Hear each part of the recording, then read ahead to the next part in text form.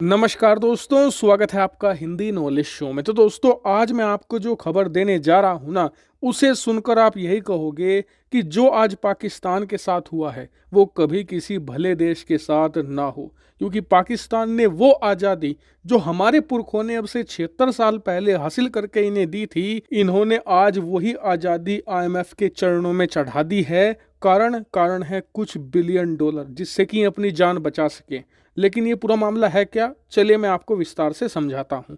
दरअसल आपको याद होगा कि अब से कुछ महीने पहले मैंने आपको खबर दी थी कि आईएमएफ ने पाकिस्तान को ये आदेश दिया है कि अगर आपको हमसे लोन चाहिए तो आपको जो अपना बजट है वो हमारे हिसाब से तैयार करना होगा, और जैसा जैसा हम कहेंगे वो सारे कदम आपको उठाने पड़ेंगे। लेकिन उस समय पाकिस्तान ने आईएमएफ की कुछ शर्तें मान ली और उन्हें अपने देश में लागू भी किया। इसके अलावा आईएमएफ के कहे अनुसार अपने बजट में चेंज भी किए। लेकिन आईएमएफ इससे खुश नहीं था। आईएमएफ का ये कहना था कि आप पूरा का पूरा बजट ही हमारे हिसाब से तैयार करिए, हम उसे अप्रूवल देंगे और तब जाकर आपको लोन मिलेगा। लेकिन उस समय पाकिस्तान ने मना कर दिया था और इनकी तरफ से आईएमएफ को ये कहा गया कि आपकी हम कुछ शर्तें अपने बजट में लागू करने को तैयार हैं, लेकिन हम पूरा का पूरा बजट आपके हिसाब से तैयार नहीं करेंगे। क्योंकि अगर हमने ऐसा किया तो एक तरीके से हम आपके गुलाम साबित हुए, हमने अपनी आज़ादी गिरवी रख दी। क्योंकि बजट पेश करना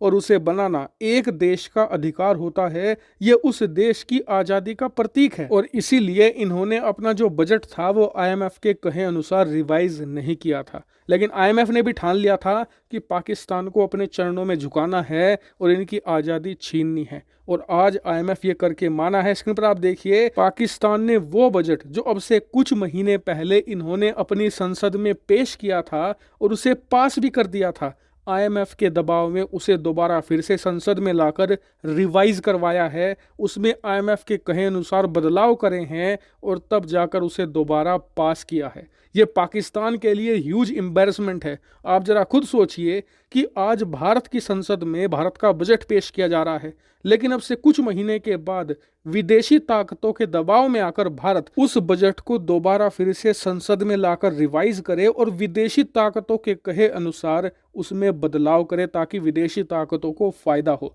तो क्या है, हमारे देश के लिए शर्मिंदगी नहीं होगी? बिल्कुल होगी। बल्कि हम लोग तो इसे ऐसा मानेंगे जैसे विदेशी ताकतों के पास हमने अपनी आज़ादी गिरवी रख दी हो। अब आप खुद सोचिए कि हम तो इसके बारे में सोच रहे हैं, पाकिस्तान ने आज ये कर भी दिया है। अपनी जो आज़ादी है वो आईएमएफ के पास गिरवी रख दी है। और सबसे मज़ेदार बात पता है क्या है? वो ये कि पाकिस्तान को उम्मीद है कि इस बजट चेंज के बाद, इस बजट रिवीजन के बाद इन्हें आईएमएफ लोन की किस्तें दे देगा। लेकिन आईएमएफ ने क्या कहा है कि अभी हम सिचुएशन को एनालाइज करेंगे और ये देखेंगे कि आईएमएफ ने ये जो शर्तें हैं ये बजट में तो डाल दी हैं, लेकिन क्या ज़मीन पर पाकिस्तान उन्हें लागू कर पाता है या नहीं। ज़मीन पर लागू करने के बाद ही हम लोन की किस्तें पाकिस्तान को प्रोवाइड कराएंगे। और अब आप जरा खुद सोचिए कि दुनिया भर में अपनी इतनी छीछालेदर करवाने के बावजूद अब से कुछ महीनों के बाद आईएमएफ कहे कि नहीं, आपने शर्तें पूरी नहीं करी और हम आपको लोन नहीं देंगे।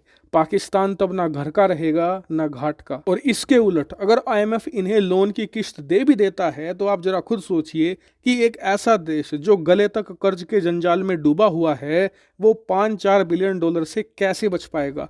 मुश्किल से 1-1.5 साल तक ही अपने आप को डिफॉल्ट करने से बचा पाएंगे। लेकिन अंतिम सत्य यही है कि पाकिस्तान आज नहीं तो कल दिवालिया घोषित 100% होगा ही होगा।